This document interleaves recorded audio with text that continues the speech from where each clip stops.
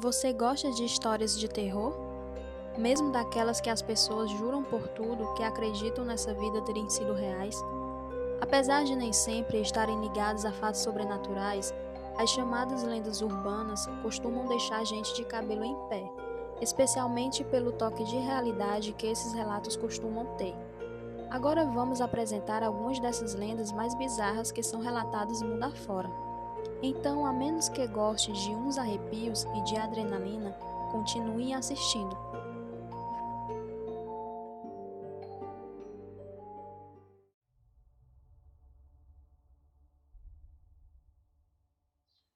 A Mulher da Neve é um espírito yokai no folclore japonês. Ela é uma figura muito popular no Japão, tanto que suas histórias foram adaptadas para séries de mangás e animes, além de uma longa-metragem. Fala-se que ela aparece nas noites de neve na figura de uma mulher alta e extremamente bonita. Com longos cabelos negros e lábios vermelhos, sua pele pálida quase transparente mistura-se com a paisagem branca da neve. Apesar de sua beleza, seus olhos podem levar terror aos mortais. Dizem que ela flutua pela neve sem deixar pegadas, apenas um rastro de neblina ou neve. Na verdade, em alguns contos ela não possui pés, uma característica de muitos fantasmas japoneses. Dizem que Yuki-onna é um espírito de uma mulher que morreu em uma nevasca, e devido a isso ela é sempre associada às tempestades de neve e a causadora das fortes tormentas de inverno. Ao mesmo tempo em que é bela e serena, pode ser extremamente cruel, matando sem piedade os inocentes e indefesos nas tempestades de neve. Até o século XVII, ela foi quase uniformemente retratada como um mal. Hoje, porém, muitas vezes, as histórias a deixam mais humana, enfatizando sua natureza como um fantasma de beleza efêmera. Em muitas histórias, Yuki-onna aparece para os viajantes presos em tempestades de neve e usa seu hálito gelado para deixá-los como cadáveres revestidos em gelo. No entanto, alguns contos dizem que ela simplesmente leva os viajantes a se perderem, para que morram congelados. Existem diversas lendas sobre a Yuki-onna, que a descreve como um ser totalmente cruel e agressivo. Nessas histórias, muitas vezes, ela invade casas, soprando na porta com uma rajada de vento e matando seus moradores e até famílias inteiras enquanto dormem. Embora algumas lendas afirmem que ela precisa ser convidada para poder entrar em uma casa. Contudo, as descrições e relatos sobre Yuki-onna variam de conto para conto, de região para região. Às vezes, ela fica simplesmente satisfeita em ver uma vítima morrer congelada. Muitas são as lendas que relatam sobre ela possuir hábitos vampirescos. É a Yuki-onna que gosta de drenar o sangue de suas vítimas ou sugar sua essência com um simples beijo. Contam que Yuki-onna às vezes canta para seduzir os homens, fazendo-os se perderem na nevasca para que morram congelados. Embora a maioria das lendas a retrate como um ser cruel, existe algumas sobre ela apaixonando-se por homens, casando e até construindo família. Entretanto, a história de amor sempre finda com seu desaparecimento em forma de neblina ou neve. Existe uma famosa lenda com base neste lado suave de Yuki-onna que conta sobre ela poupar a vida de um rapaz chamado Minokishi. Contam que, em tempos idos, viviam dois caçadores em uma pacata aldeia japonesa. Mosako era um velho ancião e Minokishi, seu filho, era um belo jovem de apenas 16 anos de idade. Todos os dias, eles saíam juntos para caçar coelhos e outros pequenos animais na floresta. Em certa noite de inverno, Mosako e Minokishi estavam a caminho de casa quando foram pegos por uma tempestade de neve tão forte que ofuscava a vista, impedindo que o encontrassem um caminho para fora da floresta. Ambos ficaram muito preocupados devido ao vento e à neve que poderiam lhe congelar até a morte. Eles andavam na floresta às cegas, em meio à tempestade branca e congelante, que os castigavam. Mas felizmente conseguiram avistar uma cabana através da nevasca. A cabana, localizada no alto de uma montanha, era pequena e encontrava-se em total estado de abandono. Estranhamente, não havia lareira e nada que pudesse fazer uma fogueira. Contudo, estavam conformados, pois ela lhe serviria de abrigo apenas por aquela noite, ou até que cessasse a tempestade. Então eles se deitaram para descansar. Contudo, eles tremiam de frio sobre seu casaco unido, que puxaram firmemente em torno de seus corpos encolhidos, na tentativa de amenizar o frio congelante. O velho pai caiu em sono profundo logo após deitar-se, mas o jovem Minokishi permaneceu acordado, ouvindo o vento que assobiava através das velhas tábuas soltas da cabana, que balançava e rangiam com a tempestade. Porém, apesar do frio e barulhos assustadores, ele foi vencido pelo cansaço e conseguiu adormecer. De repente, Minokishi foi despertado, após sentir a neve caindo sobre o seu rosto.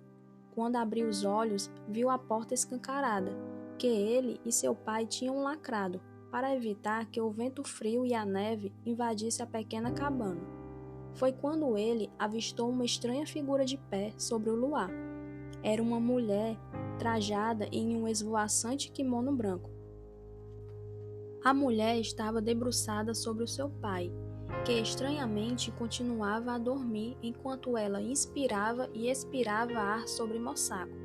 Sua respiração era como uma fumaça branca e cintilante. Momentos depois, ela subitamente virou-se para Minokishi e inclinou-se sobre ele, que, apavorado, tentou gritar, mas descobriu que não conseguia emitir um único som.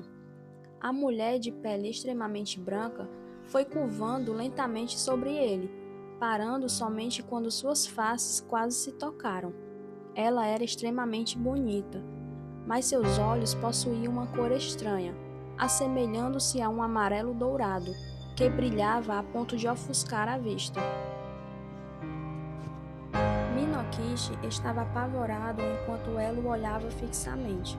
Depois de alguns momentos, a mulher virou-se até o ouvido do jovem e sussurrou: "Eu sou a bruxa da neve e estava pronta para lhe matar. Mas reparei que você é um jovem tão bonito que resolvi deixá-lo viver. Porém, o farei com a condição de que você jamais diga a ninguém, nem mesmo a sua própria mãe. Caso o faça, eu te acharei e te matarei. Nunca se esqueça deste aviso." Após estas palavras, ela virou-se e flutuou até a porta, desaparecendo por um rastro cintilante através da neve. Assim que desapareceu, Minokishi rapidamente levantou-se e correu até a porta, de onde ele olhou na tentativa de vê-la. Mas ela estava longe de ser avistada, ainda mais com a tempestade de neve, que continuava em seu auge e invadia a velha cabana através da porta aberta. O jovem, que parecia estar em transe, rapidamente recobrou a consciência e fechou a porta, firmando seus pensamentos sobre o que a bruxa havia lhe dito. Porém, ele começou a questionar-se sobre o ocorrido, ponderando sobre o que presenciou pudesse ter sido um mero sonho. Talvez a bruxa da neve seja um fruto da minha imaginação, pensou Minokishi. Após esses pensamentos reconfortantes, caminhou em direção ao seu pai e o chamou. Mas o velho Mosako não respondia. Então o jovem tocou o rosto de seu pai e constatou que estava completamente gelado. O velho Mosako havia morrido. Ao amanhecer, a tempestade de neve havia cessado, e o jovem se viu obrigado à triste tarefa de arrastar o corpo de seu pai congelado até a vila. Ele ficou tão arrasado com a morte de seu amado pai que permaneceu doente por um longo tempo. Contudo, as palavras da bruxa se faziam presente em sua mente. Minokishi, temendo que a bruxa voltasse para matá-lo, manteve segredo sobre o ocorrido na floresta em que seu estimado pai faleceu, incluindo sua mãe, a quem ele tanto se dedicava, pois temia que o fantasma da bruxa também a matasse. A polícia assumiu que o velho moçaco morreu devido ao frio da neve e nunca mais lhe fez qualquer pergunta. Tempos depois, após restabelecer a saúde, Minokishi voltou a caçar na floresta. De qualquer forma, ele tinha o dever de colocar comida em casa, mas agora estava sozinho, sem a ajuda de seu estimado e falecido pai. Contudo, ele ainda temia a Mulher da Neve, então passou a voltar da floresta antes do cair da noite, sempre com os coelhos que caçava para sua mãe cozinhar. Um ano depois, no meio do inverno, quando estava a caminho de casa, Minokishi conheceu uma jovem. Ela era alta, magra e muito bonita. Enquanto caminhavam juntos em direção ao seu vilarejo, eles começaram a conversar. A jovem disse que seu nome era Oyuki e que havia perdido seus pais recentemente.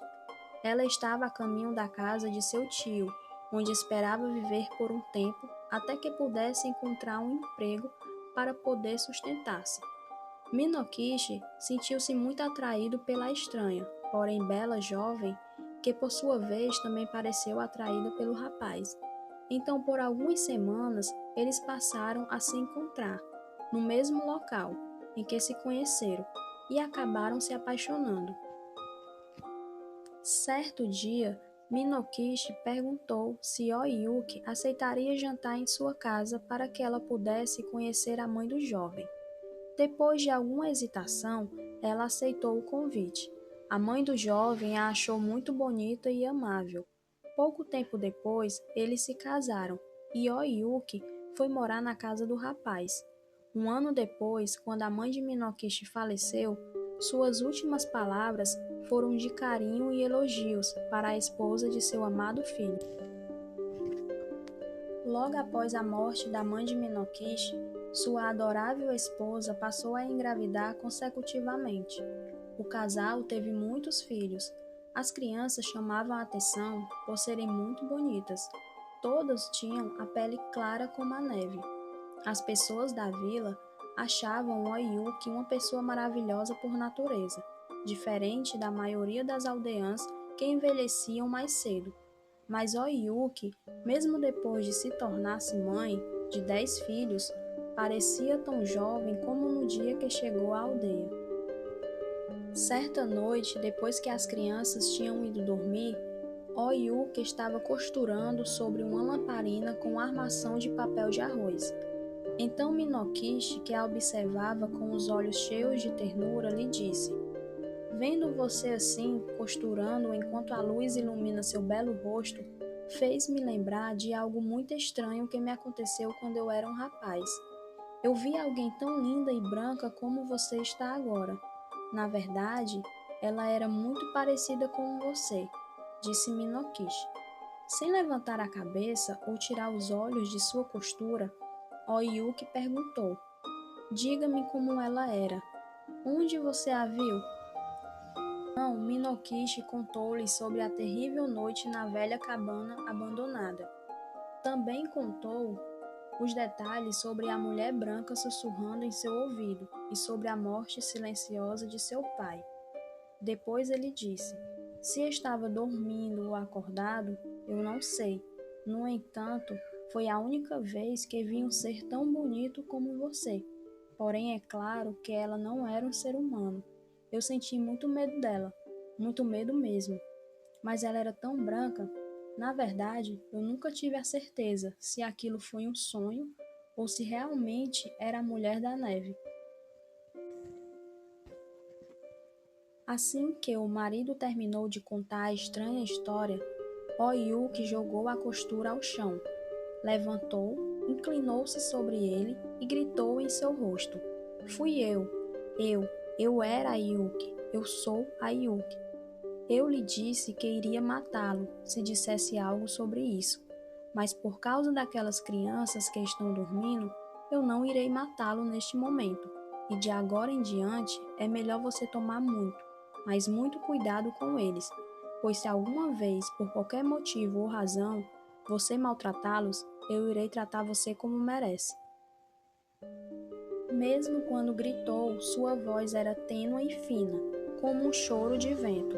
e logo após dizer aquelas tristes palavras, ela se derreteu em uma névoa branca e cintilante, que evaporou por entre o telhado. Desde então, Yuki Onna nunca mais foi vista, pois Minokichi sempre foi um pai dedicado e extremamente amável com seus 10 filhos. Termino por aqui com mais uma lenda. Obrigada por terem assistido. Até mais!